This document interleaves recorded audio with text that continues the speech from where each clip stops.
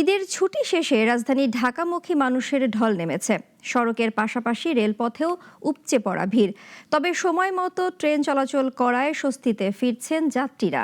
ঈদের আনন্দ আর প্রিয়জনদের স্মৃতি নিয়েই আবার ব্যস্ত জীবনে ফিরছেন কর্মজীবী মানুষ।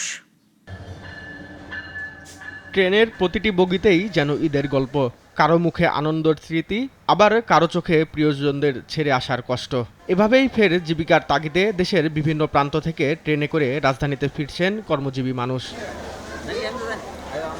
রাজধানীর বিমানবন্দর রেলওয়ে স্টেশন ঘিরে সকাল থেকেই ছিল ফিরতি মানুষের ভিড়। ফিরতি যাত্রায় বড় ধরনের ভোগান্তি না থাকায় একের পর এক ট্রেন এসে নামাচ্ছে যাত্রী। রেলওয়ের শিডিউল বিপর্যয় না থাকায় নির্ধারিত সময়েই পৌঁছাচ্ছে অধিকাংশ ট্রেন। ফলে দীর্ঘ অপেক্ষা কিংবা বিলম্বের ঝামেলা ছাড়াই স্বস্তিতে যাত্রা শেষ করতে পারছেন যাত্রীরা। অনেকেই বলছেন সড়কের তুলনায় ট্রেন ভ্রমণ নিরাপদ ও আরামদায়ক হওয়ায় এই পথকেই বেছে নিয়েছেন তারা। যাওয়ার জার্নিটাও খুব ভালো ছিল, আসার জার্নিটাও আলহামদুলিল্লাহ খুব ভালো ছিল, ট্রেনের ম্যানেজমেন্টও খুব ভালো ছিল। তবে স্বস্তির যাত্রার মাঝেও মন খারাপের ছাপ স্পষ্ট। প্রিয়জনদের ছেড়ে আবারও ব্যস্ত জীবনে ফেরা, এটাই যেন সবচেয়ে বড় কষ্ট।